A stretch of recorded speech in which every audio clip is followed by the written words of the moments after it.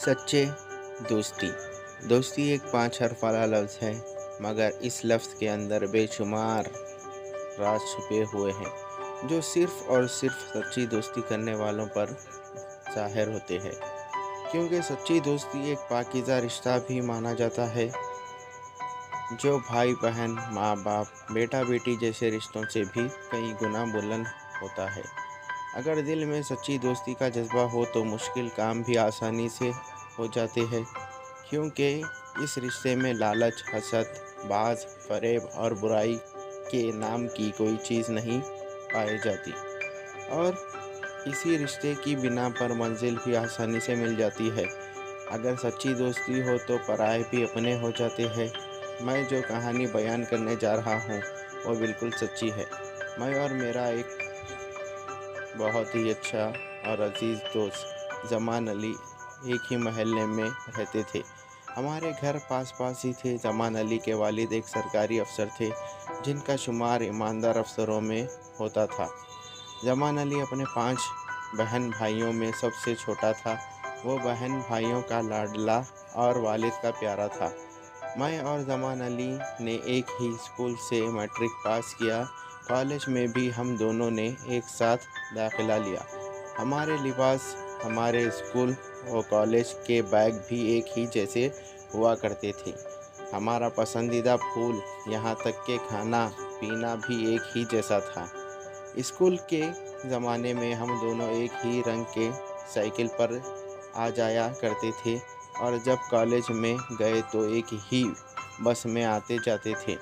School college के लड़के हमारी सच्ची दोस्ती को रश्क की निगाहों से देखा करते थे। स्कूल कॉलेज के वाक़े के दौरान हम अमूमन घर से खाना लाकर खाया करते थे। कभी ज़मान अली अपने घर से कोई खाना बनवा कर ले आता, और कभी मैं अपने घर से कोई अच्छी सी चीज़ बनवा कर ले आता था। फिर हम दोनों मिलकर कॉलेज के बाग में एक बहुत से पुराने दरख्त के नीचे बैठकर खाना खाते। वो दरख्त हम दोनों को बहुत ही अच्छा लगता था, क्योंकि कॉलेज के फालतू वक्त में वहाँ अक्सर बैठकर पढ़ा भी करते थे। ज़मान अली खुश दिल शख्सियत का मालिक था। वो अपने घर वालों के अलावा वो हर एक से हंसी मजाक किया करता था।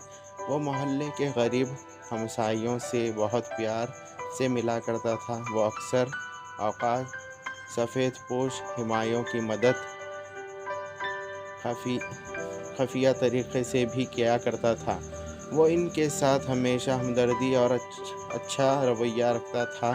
पढ़ाई के अलावा वो ज़मान अली को खेलों से भी दिलचस्पी हुआ करती थी। घुड़सवारी, तीरंदाजी, तैराकी, जूडो, कराटे इसके पसंदीदा खेल हुआ करते थे। इन तमाम खेलों में उसे बहुत महारत हासिल थी। यहाँ तक कि जहाँ भी इसका इन तमाम खेलों का मुकाबला होता, वहाँ हमेशा पहला इनाम हासिल करता था।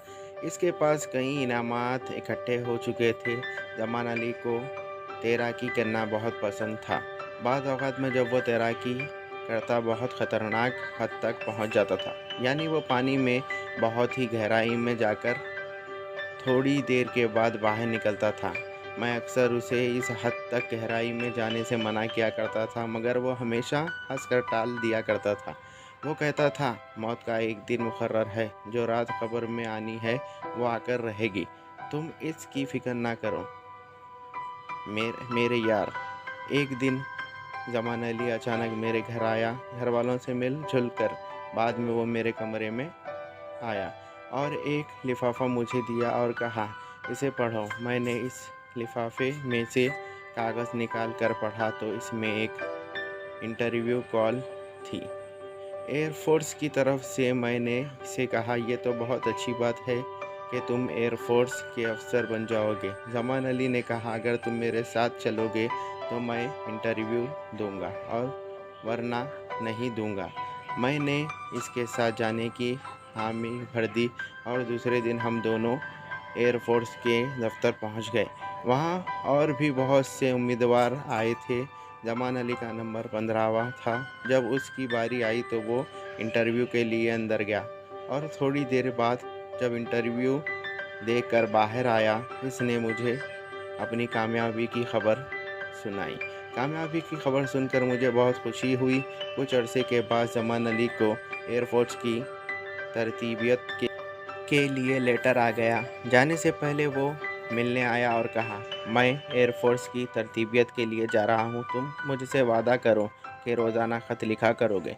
मैंने इससे वादा किया और तसल्ली दी, तुम्हें रोज़ाना ख़त लिखा करूँगा और तुम भी वादा करो मुझे ख़त का जवाब दिया करोगे। फिर वो मुझे गले मिला और मुझे और अपने घर वालों को अल्लाह हाफिज़ कहा और तरतीबियत के लिए चला गया।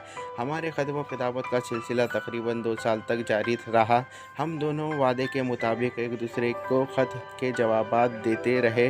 फिर अचानक एक दिन ये खबर आई कि जमान अली का तैयारा तरतीबियत के दौरान गिरकर तबाह हो गया और जमान अली शहीद हो गया। ये खबर सुनकर इसके घर वालों को और खुद मुझे बहुत गहरा सदमा पहुंचा। मेरे बचपन का दोस्त, मेरा सच्चा दोस्त मुझसे हमेशा के लिए बिछड़ गया। यह सदमा मैं आज तक नहीं भुला सका। इसने ठीक ही कहा था कि जो रात खबर में आनी है वो आकर रहती है।